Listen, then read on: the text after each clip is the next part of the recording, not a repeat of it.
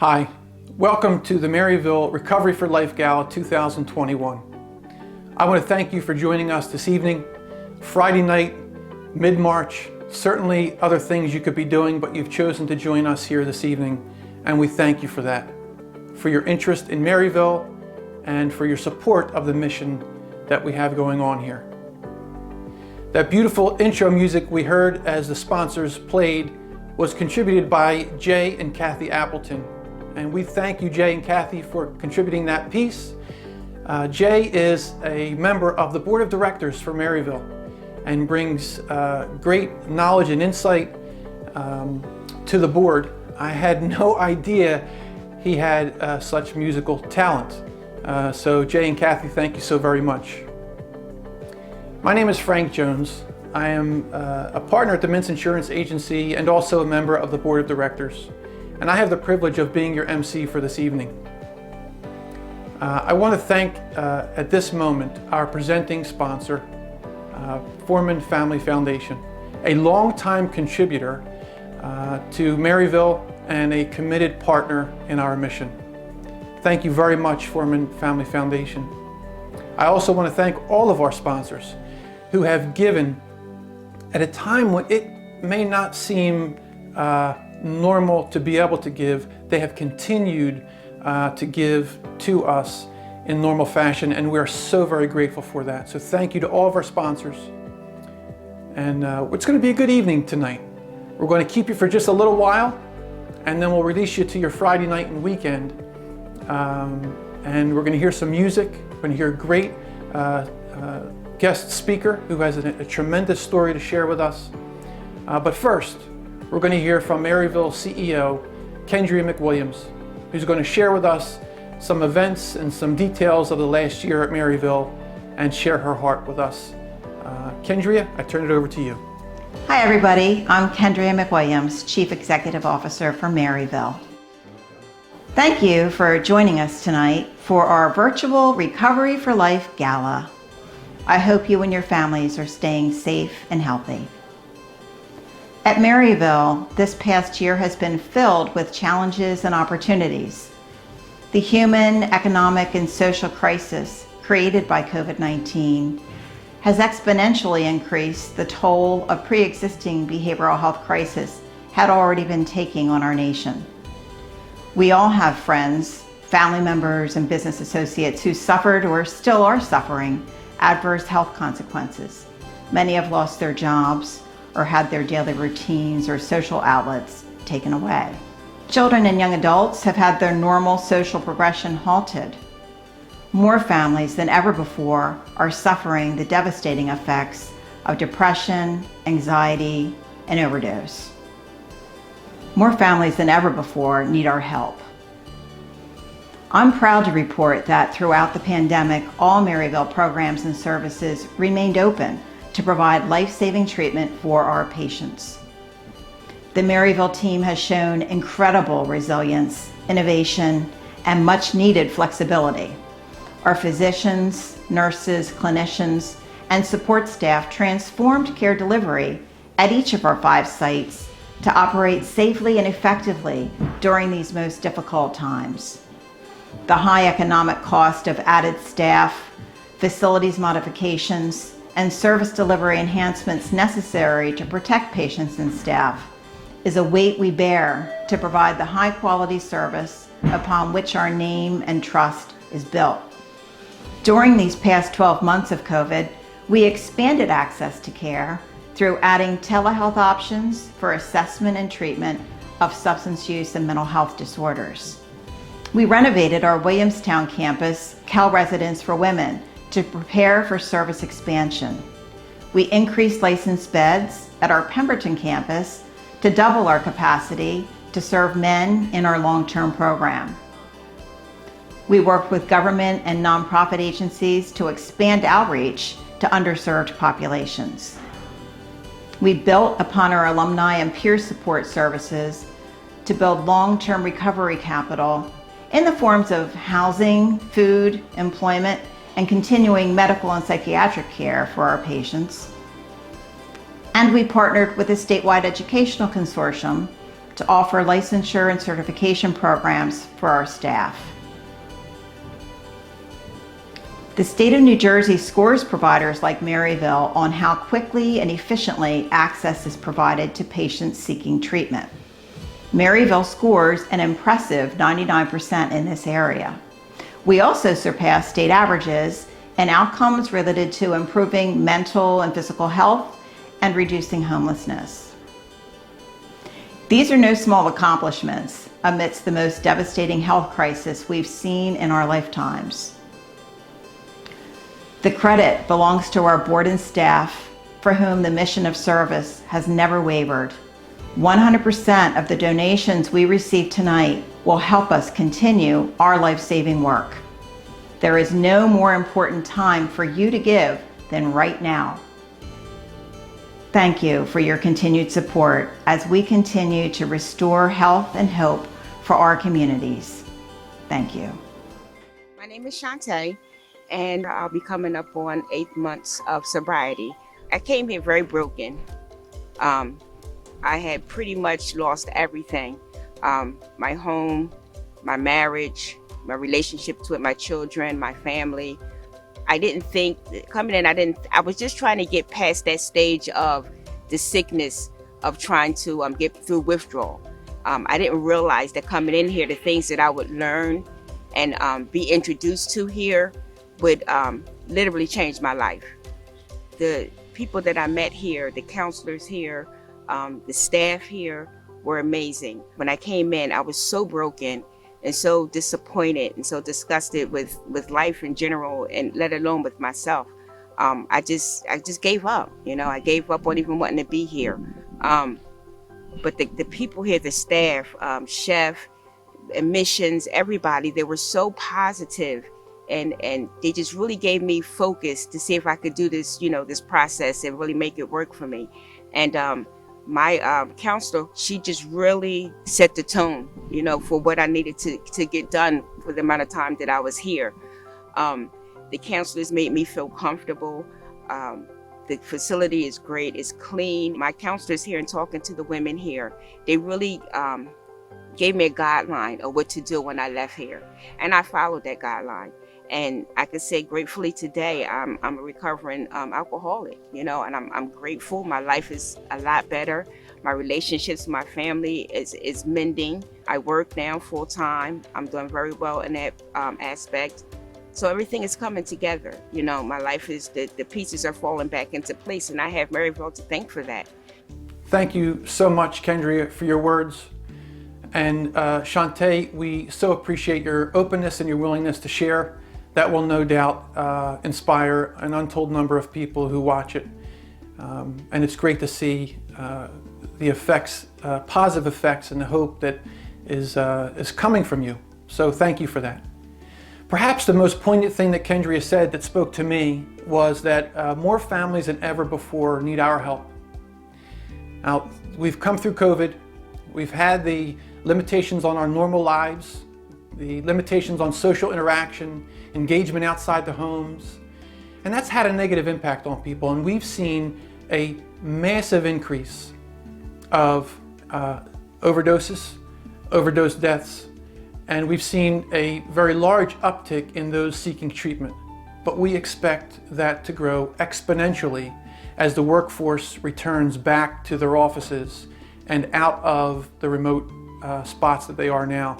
Many and most, I dare say, are still working from home, where those with substance use disorder can hide their struggle. And so we expect that to grow exponentially. And that's why we're here tonight, right? We exist to give life and hope back to those who are seeking treatment. And part of that is raising money so that we can provide that treatment. Many who come who don't have health coverage, who don't have the means to pay, and Maryville makes it possible. And so one of the things we do to bolster that is we have this beautiful silent auction. We have a lot of fun with it every year. There's some challenges back and forth between the folks at the event. And so tonight I'll be the folk at the event, and I'll challenge you to participate in the silent auction. And that website is probably showing up below me right now, and it's maryvillenj.org/gala. That silent auction items you can access at that website, and you can participate by bidding often and bidding high. All your dollars are going to go to providing treatment to those seeking recovery. That auction will stay open through next Friday, March 19th at noon. It will close. So if you bid tonight, and I'm asking you to do so, you'll want to keep an eye on that up through next Friday the 19th at noon and make sure that your items don't get taken from you. And so we're asking you please to go bid and bid high. Next, I want to introduce Charlie Zahm, a wonderful musician who's going to share a beautiful song with us this evening. So Charlie, I'll turn it over to you. Hello, everybody.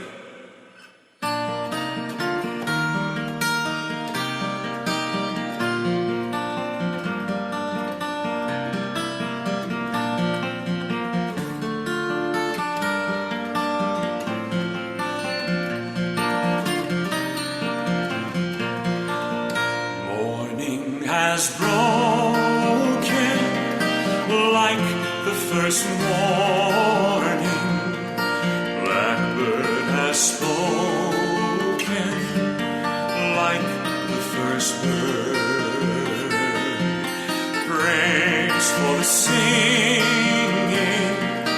praise for the morning, praise for them springing fresh from the word.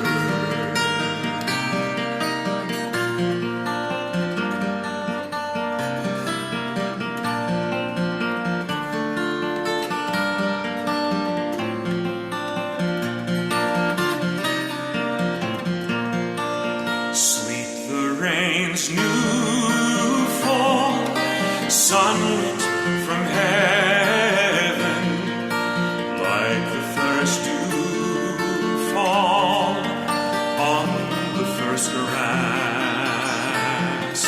Praise for the sweetness of the wet garden, sprung in completeness where his feet passed.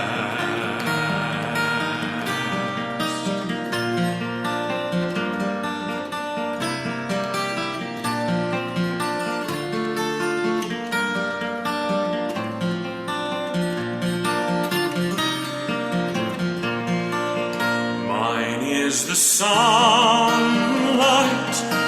mine is the morning, born of the one light, eaten softly.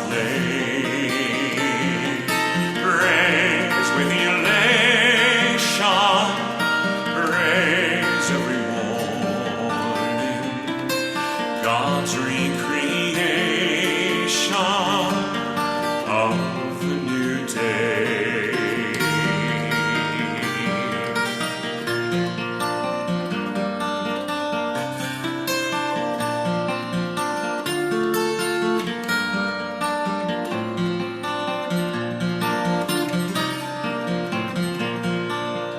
Morning has broken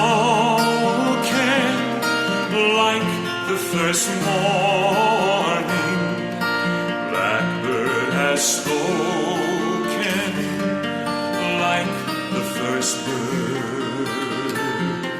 Praise for the singing, praise for the morning, praise for them springing fresh from the word.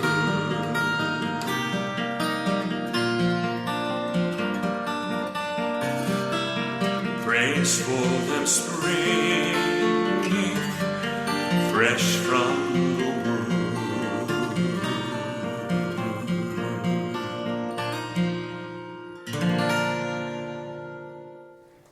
Thank you, Charlie.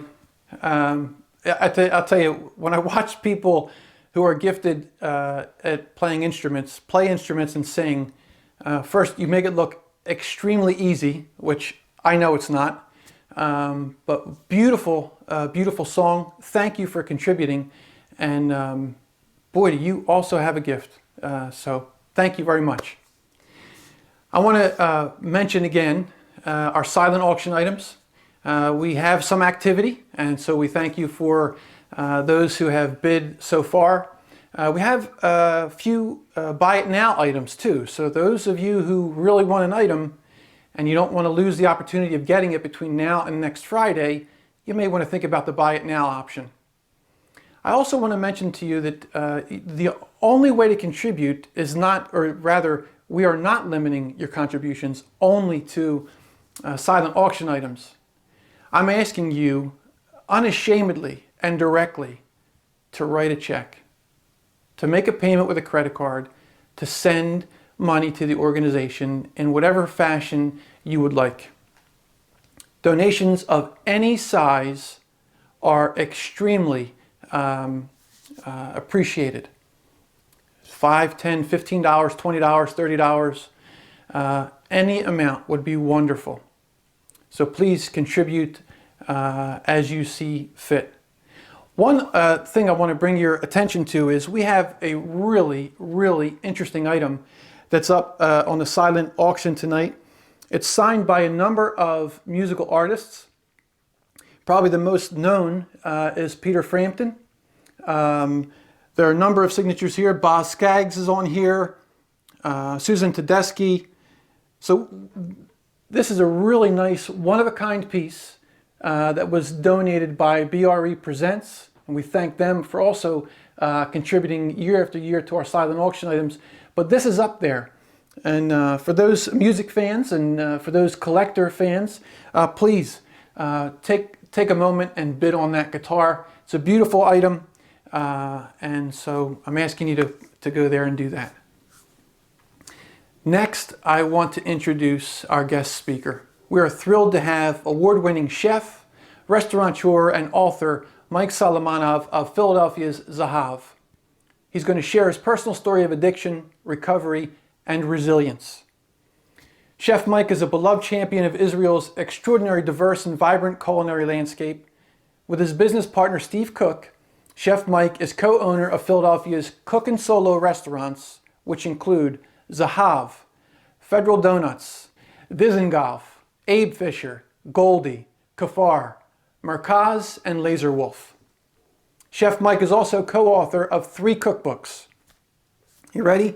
He is the recipient of 5 James Beard Awards, including 2016 Book of the Year for his and Steve Cook's bestseller, Zahav, A World of Israeli Cooking, as well as 2017's Outstanding Chef and 2019 Outstanding Restaurant for Zahav. Food and Wine magazine recognized Zahav as one of the 2018 40 most important restaurants of the past 40 years. It's incredible that we have Chef Mike, who has decided that he wanted to tell his personal story here at Maryville's Recovery for Life Gala this evening. We're thrilled to have you, Chef Mike, and please, I turn it over to you. Hey guys, how's it going? My name is Mike Solomonov. I'm a recovering drug addict here in Philadelphia, Pennsylvania. I just want to thank you so much for having me. I want to thank you for the work that you're doing and the intent that you have. I will tell you a little bit about my story and how I got here. I was born to loving parents that both did not have addiction issues.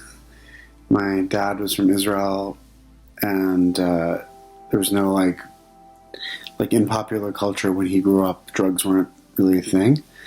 My mom was a prude and smoked pot once and didn't like it. So very different than me.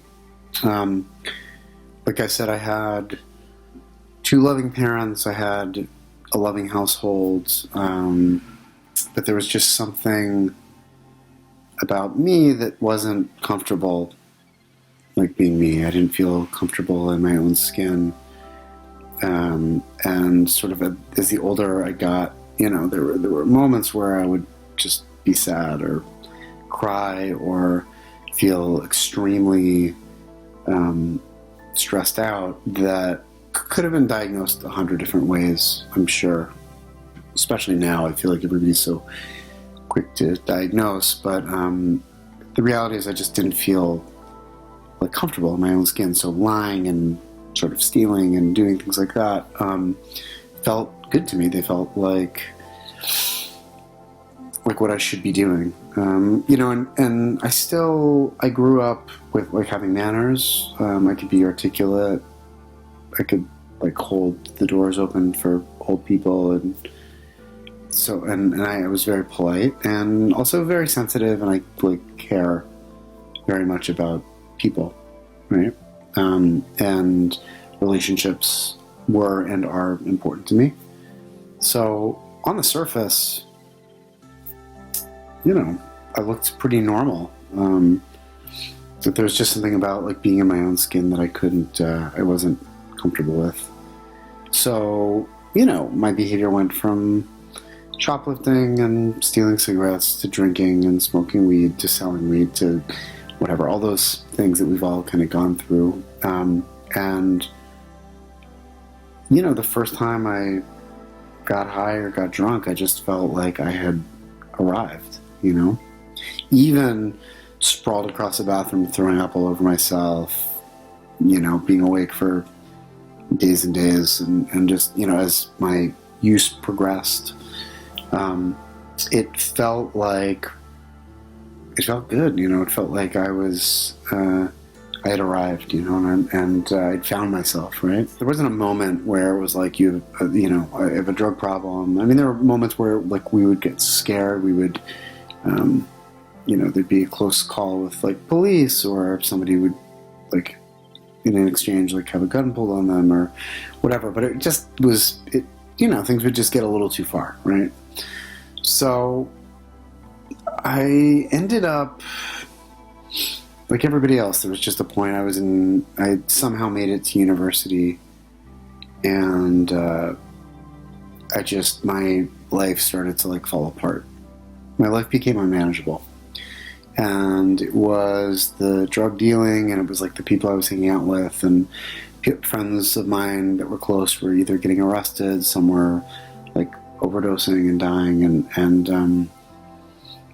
but everything that I did was just revolved around like use and substances and addiction, right? And there were a couple of moments where we'd be partying and I would just like break down into tears. Like I was outside of myself. Like there was something in my spirit that was saying like there's a huge problem with this, and this isn't okay, and this isn't normal. But the issue was that again, my entire identity was built around substances. There wasn't really anything else in my life, At this point, my immediate family had moved back to Israel, so I was living on a different continent, and I was doing okay in school. I mean, for not going to school, and for getting high every second while I was awake, I was doing okay. But like I started to go down this sort of dark path where there wasn't, like I was becoming a bit unrecognizable even to myself, and I had a pretty close call and ended up overdosing on like Xanax and cocaine. And at the hospital they were like, "You were trying to kill yourself," and I was like, "It was a Friday night, and that is just how I freaking roll."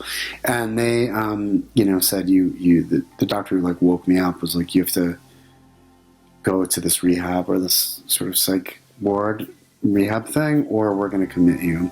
And I was like, "Well, I'll just go so I can sign myself out," right? So I went, and it was scary, I could relate definitely to what was happening.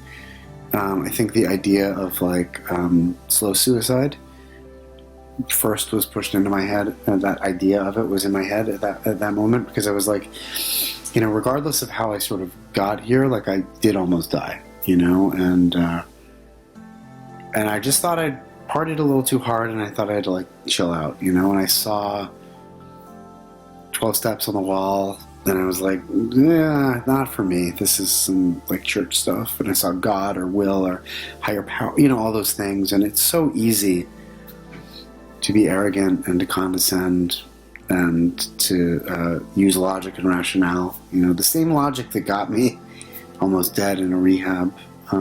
So I signed myself out, and I remember one of the people there saying, "You were playing with fire. You don't think this is serious, and it's serious." And I thought they were stupid, and I left. I then ended going, I was back, and my mom, I called her from rehab, and she flew to the States, and my life it was out of control. I got back to where I was living, and there were drug deals that I couldn't get myself out of. And while my poor mother had been visiting to make sure that her son was okay, to get me back to go to Israel, while she was in town, I had to negotiate this sort of thing, this transaction, and thought it went okay. I thought I'd be done after that. And one of my childhood friends, who had come from Pittsburgh to buy a bunch of weed, on the way back from that ended up on pills that unrelated to me, but only by chance, right?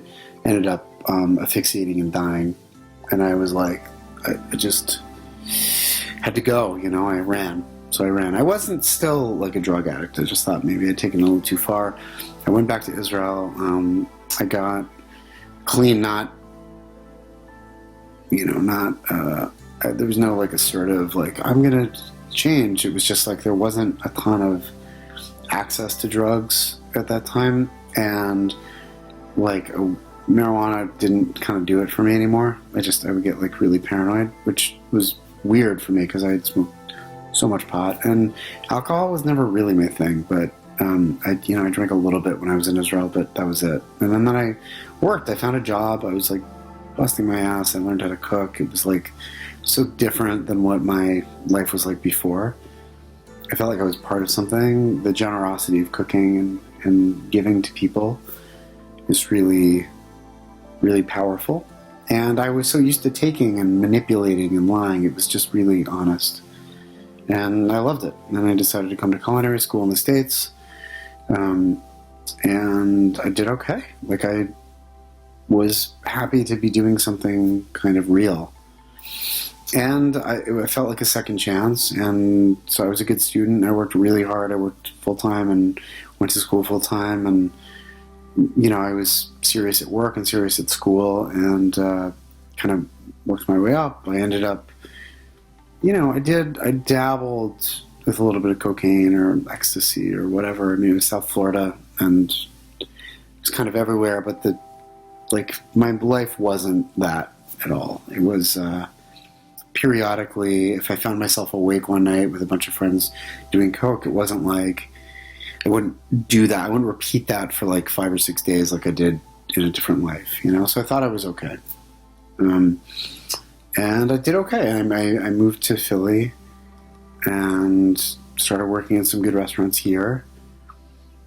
And ended up going back to visit my family. My mom bought my plane ticket to go to Israel under the agreement that I would cook dinner for her friends, which was I thought would be 4 people around the kitchen table. It was she invited 20 people, and so I had to prepare. My little brother David, it was right before his army release, and he and I traveled the country and shopped and prepared all this stuff and really reconnected. We hadn't lived on the same continent in a couple years, and it was incredible. We were best friends, and it was wonderful, and we got to bond, and I got to discover very cool food and food history and food anthropology and part of who I am. And everyone was so happy and so proud. And I came back to the States and became a sous chef at a restaurant here called Vetchery. And I got a call from my aunt that my little brother David was killed in action. And I just seen him a month before. His release would have been 3 days before he was killed, and it was on Yom Kippur. It was like the biblically, this sort of tragedy was like unfathomable. And I went to Israel and I buried him, and then I came back, and we do this thing. I mean, like, hindsight is sort of 2020, right? But I remember now, as somebody in recovery that has experienced grief, also in recovery, I remember looking over his body, and it was wrapped in like the Israeli flag, and I think I can almost envision the addiction sitting on my shoulder saying, all right, here we go. This is a perfect excuse. So I came back from Israel, and I just started smoking a ton of crack, and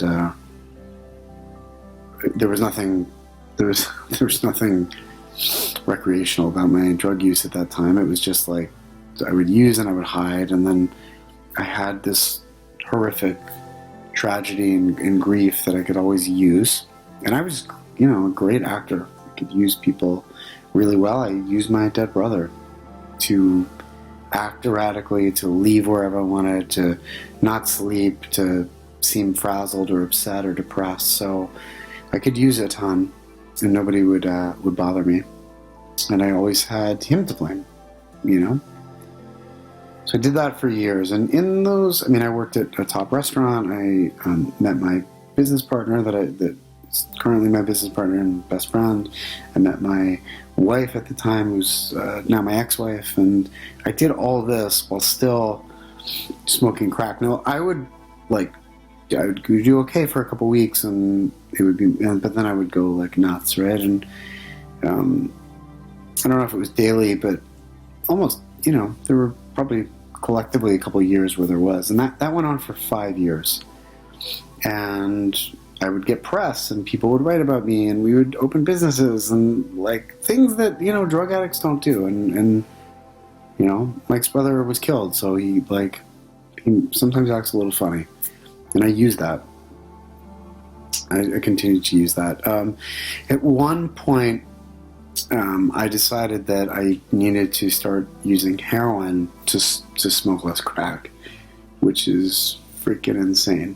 So, 2 weeks later, I was addicted to crack and heroin, and I couldn't. After that, I was like, I started to bottom out, right? Like I couldn't maintain. So, one morning, I wake up, and my business partner and my wife and a really good friend are sitting in our living room, and my partner says, we know you have a problem, and we want to take you to rehab. And I just sort of, I was in my bathrobe, and I went right outside. We were living in South Philly, and there was this tiny little concrete backyard, and I was sitting there smoking a cigarette in my bathrobe, and I was like, so I could jump the fence, or I could just tell the truth, and I think I was just tired. I couldn't do it anymore. And my wife came out and sat down next to me. She said, what do you want to do? And I said, I'm a liar, and I'm a drug addict, and I need help, and it was like first time in my life I'd ever actually been honest or told the truth. And that felt great. I went into detox, and, I was in treatment, and it was pretty awesome. And I remember actually after detox sitting in counseling, and it was early, like one of the earlier sessions, and they were talking about drugs and alcohol, and they were like, yeah, you can't drink. And I was like, whoa, dude, no, alcohol's not even my thing, And they were like, you are in rehab trying to rationalize with your drug counselor why you should be able to drink alcohol, and it's like 8 a.m. Maybe you have an alcohol problem too. And I was like, all right. So it wasn't my intention to not drink. I was just like, I'm going to give it a year, hundreds of years of recovery in my treatment center. And I just thought I was so much smarter still. And I came out, and I drove around the same car that I drove before. I carried money on me. It didn't work. And so I would relapse for a bit, but my lying didn't work anymore. And my wife would give me piss tests, and I would fail them, and all of my bullshitting and emotional, like holding her hostage for this and that. None of it worked anymore. And I went back into that backyard, not in a bathrobe this time, and I like actually prayed. I believe in a God and a spirit that connects all of us recovering drug addicts. And I knew that at that time, I wasn't the only person in the world that was like asking something other than themselves, something greater than themselves, actually, for help, you know? And that's what I needed. And like the clouds didn't part and nobody like struck me down with lightning, even though that might happen at some point. But that was the last time I used. And, you know, it was really incredible. And that was October 28th, 2008. It took forever for me to get to 90 days. And so I was like approaching 90 days, and my wife gave me like $20 to get a haircut. And, you know, and it was like at night, and I was walking around Center City. I was like, I'm going to get high tonight, and I'm going to ruin it, all of this. And I was walking on like 15th and 16th and Pine, and there were like a bunch of, there was like a dentist's office, and I don't know, maybe like a gallery or something like that, and there was cleaning crews in them.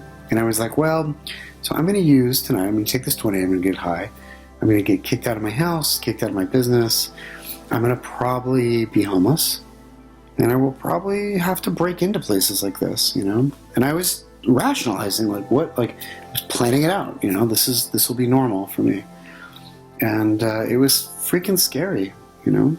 And I ended up finally making it to the hairdresser, and I sat down in the seat and immediately burst into tears. And she was like, what's going on? And I said, I am a drug addict, and I feel like I'm, you know, I've got, you know, 80 something days clean, and I feel like I'm going to relapse. She said, well, today I celebrate 11 months, so let's talk about it, you know? And it was like, you know, it's like saved me. It saved my life. A few things. Going to another meeting, and I, the day that I relapsed, I went into the meeting that I had gone to for months up until that point, and I had to share and tell everybody that I'd been lying about using, and, you know, I sucked and whatever, I was like a loser, and this guy Bob got up to celebrate 25 years and got a coin and like brought me up with him, and I felt like it was the most pathetic thing in the world. But when I got 10 years, I held that coin up and I said, if it wasn't for Bob, I might be dead, you know? So, as you all know, this is what it's all about, you know? It's about community. It is about spirituality, whether it's religious or not, doesn't actually matter. And it's about support.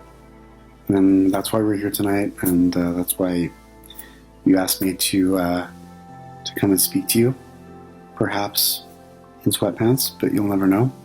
And I just want to thank you guys so much for your support and your future support, and for including me. So that is it. Have a good night. Good luck. Wow.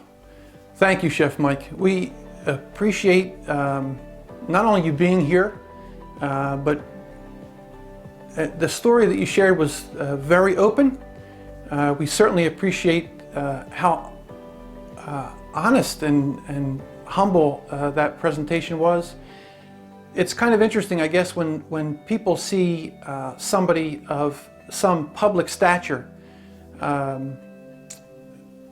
share a story like that, it sometimes lands a little bit different. And so thank you for being a part of this evening, for choosing Maryville's Gala to share your story. Wow, I'm just greatly appreciative. Thank you again. Thank you again. Just another reminder to participate for those of you who are here, and certainly tell your friends to participate in the silent auction. They can get on, again, that's maryvillenj.org/gala. You can see all those items there and bid on them there.